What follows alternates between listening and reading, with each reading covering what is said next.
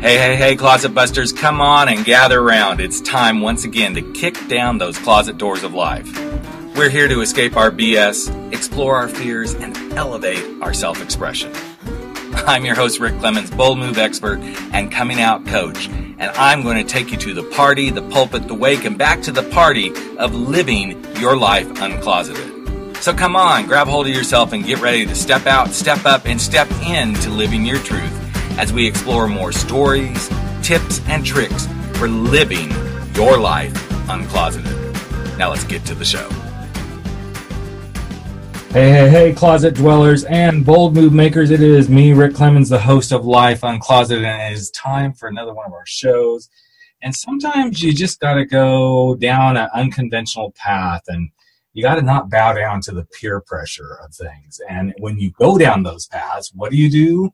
Well, you start a little London theater company that's Off-Off-Off-Broadway, and you make ways to do things the way you want to, or maybe you go and get lost in the city of Marrakesh, or maybe you just might find yourself becoming fully exposed in a Japanese onsen. And the reason I bring all these up is today's guest, Polis Loizou, is a guy that, I don't know, it just seems like he's like able to do these bold moves and do these things that take him to these spaces where most people are like, I couldn't do this. And the reason I'm bringing him on is he's got a brand new book coming out called Disbanded Kingdom. And he had such an interesting life story when I was approached by him. I thought he is a perfect fit to have on the show Life Uncloseted, because he's been living his life uncloseted in unconventional ways for a good portion of his life. So I'm really excited to bring to you Poliss, who is coming to us from the UK, right, Poliss? Yeah, that's right. Thanks for having me on. Oh, absolutely. And I'm going to say it is evening for him. It's afternoon for us as we're recording this. So we're going to make this as painless as possible for him so he can go have the rest of his evening to himself. But so let's kind of start out. One of the things that intrigued me most about when I started reading about you and got information on you was you kind of have always lived kind of this unconventional, let's just push away the conventions, let's not follow the peer pressure sort of life. So is that something that just kind of was natural, inborn to you, or was there something that triggered all that for you? Yeah, no, I can't remember a trigger for it, but I know that my mum was always kind of amazed that my sister and I just always, from the get-go, didn't really listen to what our peers were doing, and we were always very much doing our own thing and liked what we liked regardless of whether it was trendy or not. I don't think we got it from either of our parents. I don't know where it comes from. That's interesting. Yeah, we've always lived that way. And so what are some of the benefits you've seen? Because I kind of in that way too, where I've always kind of, I wouldn't say I've pushed the envelope, but I don't necessarily follow true convention. And so what have been some of the benefits for you as you've gone that direction? Well, to be honest, when I was a kid, I mean, when you're at school and everybody else is kind of following a paradigm, it wasn't that great an experience for me. It did kind of shut me out of what my peers were doing, and I was definitely bullied. Didn't have it so great then, but I look back now and I think I'm proud of myself for not having caved in to anything, and just liking what I liked and believe what I believe in, without following the pack. I think that sort of sets you up to be able to handle things on your own, and to be able to find your own footing, and go down your own path. Which I think is really beneficial. I think a lot of people kind of feel lost without other people's guidance. But yeah, I've always felt like I could just trust myself to know what I could do for me. Well, but I think that's what many people find is they become habitually dependent on other people so much that they don't know how to trust themselves. And then they wonder why they suffer with, low self-esteem or not being able to make decisions, or when big changes come in life, they don't know what to do. And so what you're basically describing is I've become very self-sufficient. Yes, younger life, I agree. It wasn't easy for me either. I was kind of, I wouldn't say bullied in a big way, but I was definitely taunted at a lot. I was kind of the heavyset kid. At the time, I wasn't, I didn't know I was gay. Well, I think I kind of knew I was gay, but I didn't, it wasn't something I was like really in touch with then. But there was always this edge, and then I would like try to fit in, and I would fit in at certain points, but then the fit in was like a struggle to even fit in there. So the more I started just being me, it wasn't easy, but it actually made my life for me to be with myself a whole lot more easy once I accepted that. Oh, exactly. Can you imagine the sort of people who would look to others just to know how to dress even, or how to, because they're too afraid of not looking right. Yeah. When that's such a limiting way to be, because you are sort of stopping yourself from expressing your own personality and finding yourself. It's true. And I wonder if there's something to be said for the trust piece. And that's why I kind of paused, because you had brought it up about trusting yourself. But if you don't put yourself out there where you're always saying, oh, well, what do you think? Or, oh, well, do you think I should do this? There's never an opportunity for you to trust yourself to answer those questions. When it's always external to you, then you become very dependent on everybody else for making your life happen. Yeah. I'm not saying, I'm not advocating living in a vacuum where you just think you're amazing and you have no. I also like to think I'm self-aware enough to, if people have useful criticism or advice, you can't navigate the whole of your life on your own. You do need help, and you do need other people's, the sort of outside eye. Sometimes it does really help if people are outside looking at. You can sort of stand back a bit from yourself through other people as well.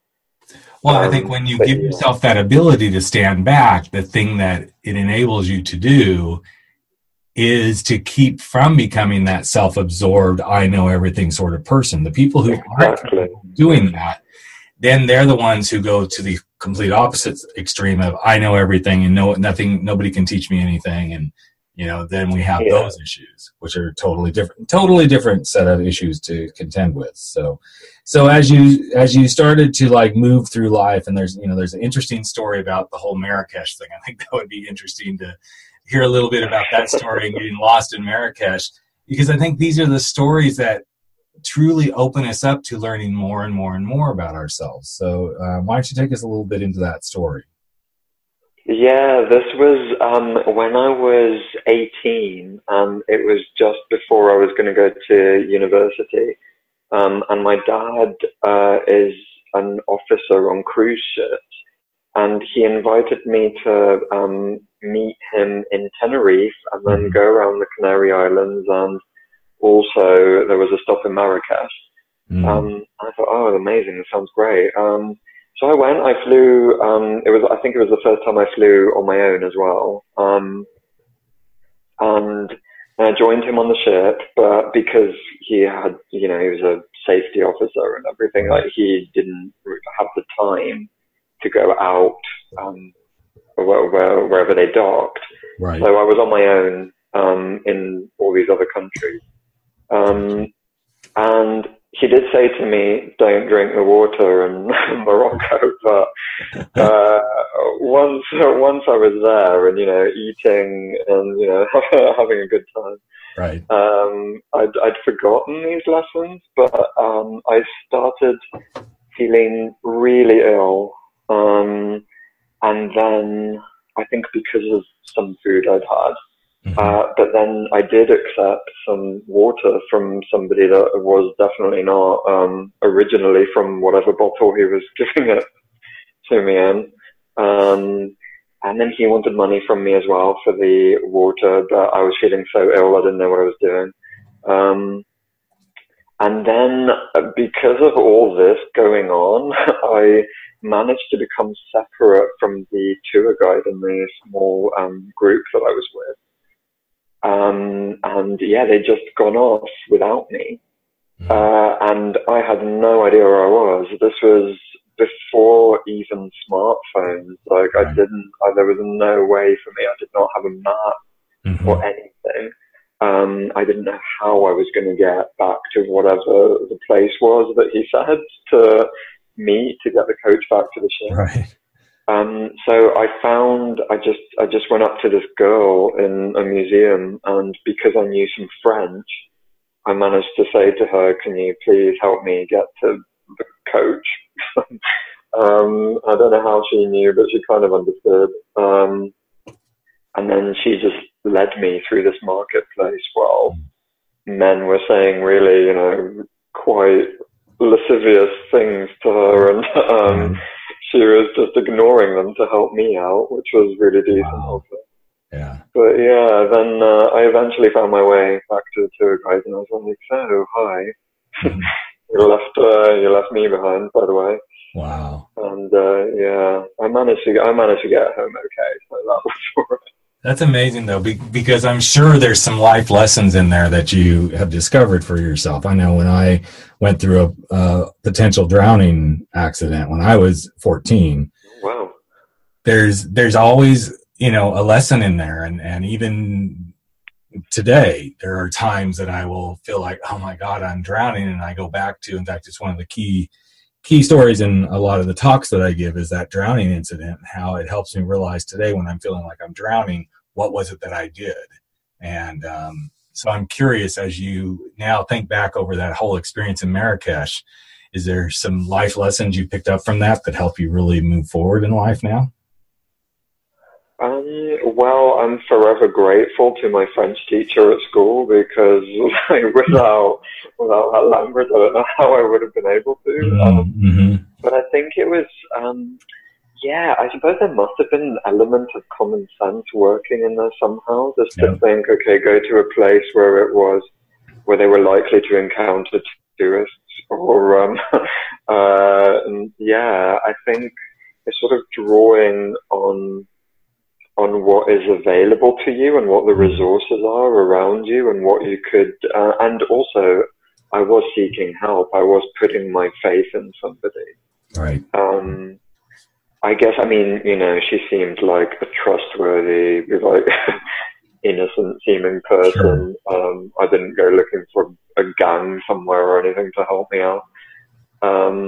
But yeah, I suppose it was just that trust, really. It was a bit of a you know, it's interesting that you said trust again, because that's kind of what I'm picking up here is the theme of this conversation. So much of it is just trust, about trusting yourself, and then trusting that, okay, I can find out what I need to find out to move myself forward, all these sort of things. And then we come forward to what you currently do. We're going to get to the book, but you also currently run a theater in the Off-Off-Broadway scene in London. And that was something that you started kind of like, I don't know what I'm doing, but I'm going to give it a shot, right? Yeah. I studied film, and I met this really wonderful person on that course who called Jacques Hugo, who wanted me to write and direct him in a one-man show. So we decided, because there was a fringe festival near where he lived in the Peak District in the north of England. We'd go for it. Why not? See what happens. And we didn't know. I mean, my God, we were going into this space. They were showing me lighting desks, and I'd never encountered anything like it. And I was just pretending, yeah, that's fine. This is great. And just tried to remember what the technician briefly showed me. But it worked, and we actually had a sellout first show, which was completely unheard of in that festival. So it did go well, and we carried on making pieces, and that actually led to another gutsy move I didn't know I had in me, was to do a one-man show myself. Because I'd never performed on stage on my own before. And then I wrote this thing that I'll be performing again at the Buxton Fringe next month. Nice. It's called A Curse of Saints, and yeah, it's a one-man show. And it really only hit me the very first performance that I was doing this on my own, completely, with nobody around me, apart from the audience looking expectantly at me. That's got to be not only fulfilling, but scary and exciting. All those things have to be running through your mind as you take that stage, I would assume. Oh yeah, and it all happened then on that very first performance, the very minute I was out on stage. Didn't happen before then. It all just hit me then. Yeah, no, I can relate to that, because every time I go on stage to give a speech, even though it's a speech that I know and I've given it, before, there's always that moment of, wow, these people, whether it's 25 or 3,500 people, they're here to see me do this. And there's the excitement, there's the fear, there's the, overwhelming feeling of I've been put here for a purpose. All that stuff happens in kind of a nanosecond. And then it's like, okay, you got to get going now. You got to do what you're meant to be doing here. You don't have time to screw around. So you still feel that? Oh God, yes. Oh yes. I'm getting ready to do a couple of speeches coming up in the next couple of months that, they're a little bit new for me, but the core content's the same, and I'm already feeling it. I'm feeling like, okay, well, here we go. And I think part of it is these are people that are my peers. So sometimes when it's a strange audience, it's much easier than, okay, now these two talks are happening in front of a lot of people who know me. They've seen me before. So that's a little bit different, feeling to go through. So, so was there a performing like bug inside you as a child, or was this like, oh no, I just want to do film stuff, and was performing just, oh, this came out of left field? No, it has always been in me. Yeah, I've because I got a puppet theatre as a Christmas gift when I was a child. And I'd sort of, anybody who walked through our doors would get a show on this thing that I'd, written, directed, and was performing at the age of 6. I'm guessing they weren't very good, but people encouraged me enough, I suppose, to indulge me enough to keep going at it. So yeah, I did always have that in me. Wow. I don't know where it comes from, but... Well, I think sometimes it comes from, this is just innately who we are, and then one day it awakens, and then we're like, okay, well, this is just another aspect of who I am and what I'm supposed to be doing.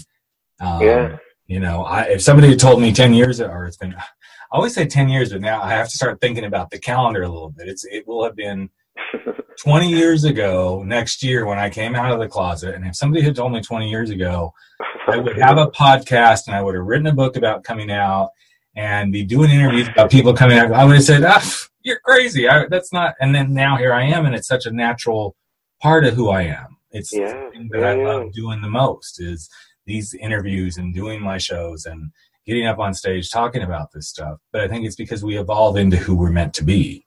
And I think so many people think, oh, okay, I gotta figure this out. Yes, that's part of it. But what if you just evolve? You just let it kind of come to you. I think it's so much easier when we allow things to come to us than force and push and force and push. And that's not to say that there isn't work involved with this, but sometimes it's just the easiest stuff that when we allow it to happen, then we're like, oh, okay, yeah, this feels right. This is why I'm doing this at this point. So now we get to and now we get to that space where you've been doing the theater for quite a while now, right?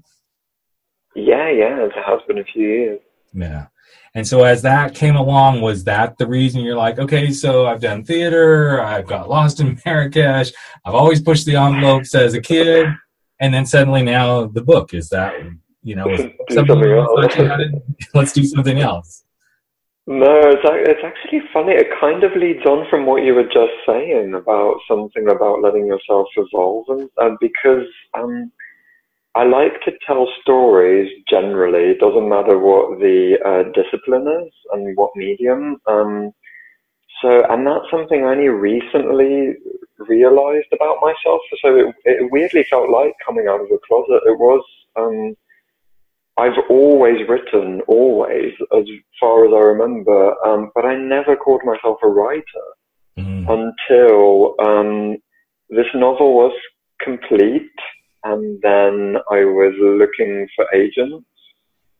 And then I thought, okay, maybe I should start calling myself a writer and start regarding myself as a writer. I don't know what the block was before.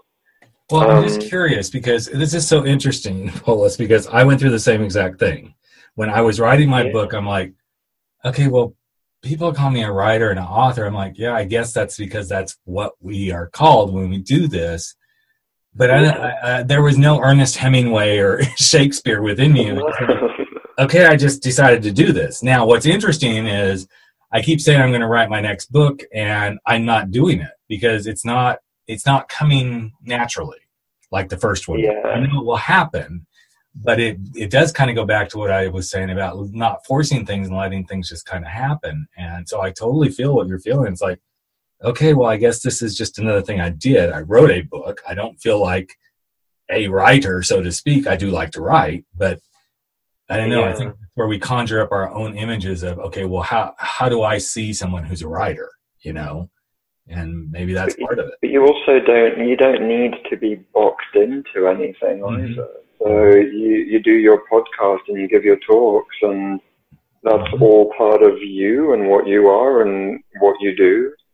Well, you know, what's interesting. So I'm glad you brought that up, because what's interesting for me is, as long as I don't say yes, I say I'm a speaker because that's kind of how people can identify, but I'm actually more of a storyteller who just happens to deliver a message. So there's a story, but within that story is a lesson about courage, or there's a lesson about being consistent or committed. You know, and I realize, people have told me, you're such a great storyteller. And when I started just owning I'm a great storyteller, which really aligns with how I see myself, versus, oh, you're a keynote speaker. It's like, oh, no, I don't see myself that way. Because keynote speaker means they've got slides and they're going to teach 10 lessons and all this sort of stuff. That's when I get pie chart. Yeah, and I get so freaked out by that. And so it's really hard for me to position myself as a keynote speaker. So when I'm doing it, I'm like in my head saying, no, you're just a storyteller. You're just a storyteller. They're calling it, you're just a storyteller. That's what it is.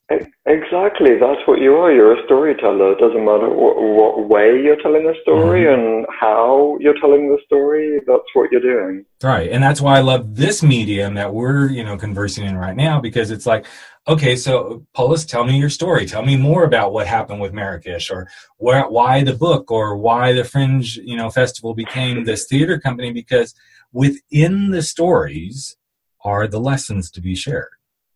And I think a lot of people get that, but I don't know that everybody gets that at the level that you can learn so much more from a story sometimes than, okay, here's a textbook. And it always makes me wonder in our educational systems, if certain things, if everything was taught as a story rather than here's how you learn math, here's how you do this, I just wonder how much easier people would learn stuff. That is such a great idea, actually.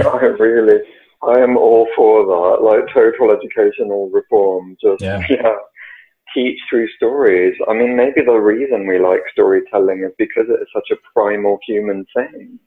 We have been doing it as a species for so long. And it is because it is shared wisdom, and it is learning lessons, learning how to be part of society and how to contribute to it. I think there's definitely a lot of value in that.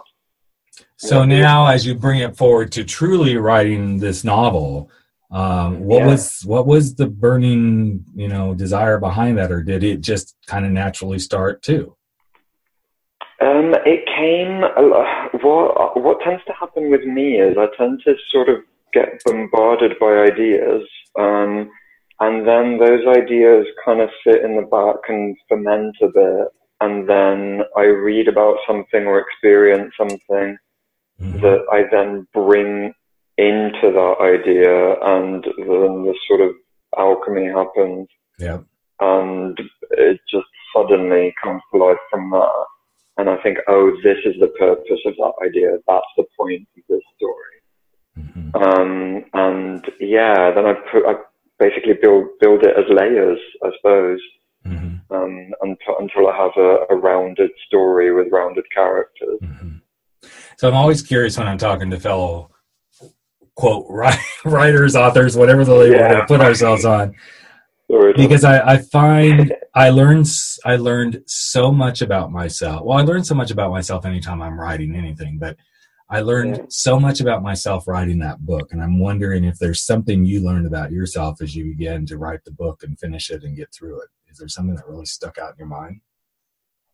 Yeah, I did actually, because it's not an autobiographical novel, but it's very much because it's about this boy called Oscar who's in his early 20s and he feels really purposeless in life and directionless until he meets his foster mother's probably boyfriend, and then develops feelings for the man, and that infatuation awakens something in him, and sets him on a path towards some kind of direction.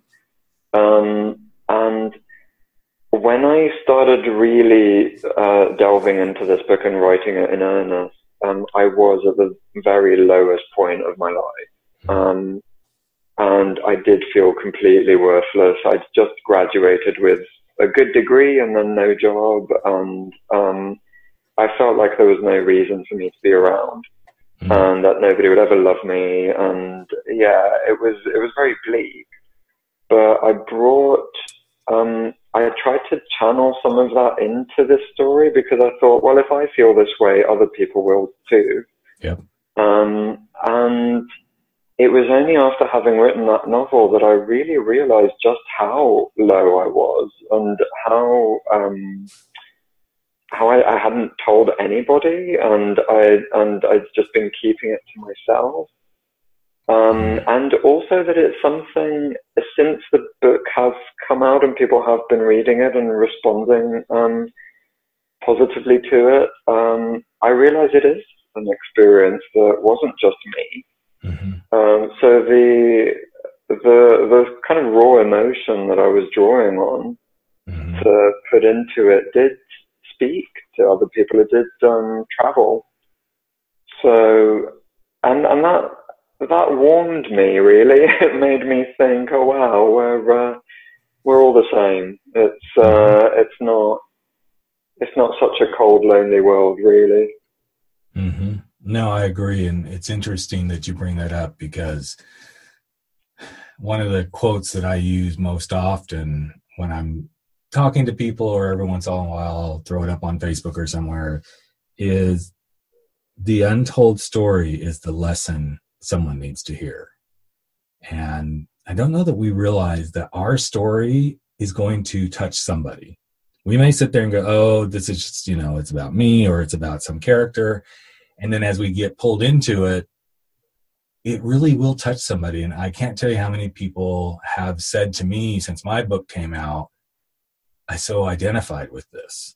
And yes, mine is kind of autobiographical, but what I find interesting is I've had some people who are not LGBTQ read the book, and they've said, I realized how big of a closet I'm in.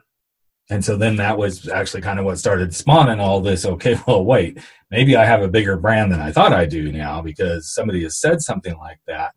And what I find beautiful about these moments when we're in the midst of writing our fiction book or our autobiographical, teaching book or whatever it is, and the reason I always ask a fellow author, what did you learn, is because there's always something we learn about ourselves. To be able to see what you saw in yourself coming through that, and that to realize you aren't the only one. That in and of itself is a huge lesson right there. Well, because it's such a solitary art form, isn't it? I mean, to sit down and actually write something, it does make you introspective. You do have to go into yourself. I'm sure you found that, especially if you were writing about things that were actually happening to you. And, right. Well, even as I write speeches, even as I pull together speeches, there's that. It is I love that you just brought that up. It's such a solitary art form, because it's kind of like a solitary sport. You know, you can either play team sports or you can go play tennis. You know, and then the moment you're playing tennis, unless you're playing in doubles, but even if you're playing a doubles team, there's still a solitary component to it. Now, I realize even on a football or, you know, baseball or cricket or whatever team they're on, there's a team component. So, yes, you've got that. And there's a little bit of individual component because we all perform our individual roles. But as soon as we step into these solitary places, it is about drawing upon ourselves and what are my thoughts. And then, of course, that's where it can get really dangerous, too. It's like, oh, well, I'm probably the only one who thinks this. You know, nobody's going to believe that this thought is really worthy of anything. And so then a lot of people will stop and they won't let their creative stuff come forward. And then it's held within them and then it's bottled up and then all sorts of other stuff can happen. But then all it takes is one person to say, wow, I really related to that. And to me, it's all worth it.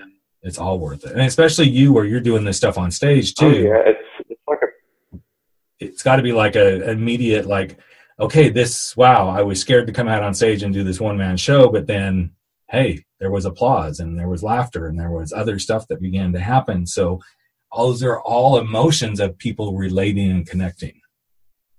Yeah, exactly. It's actually, I see creativity as a sort of really beautiful organic exorcism, really. It's whatever you've been feeling that you need to let out. And that's why I would encourage the arts to form a part of people's lives.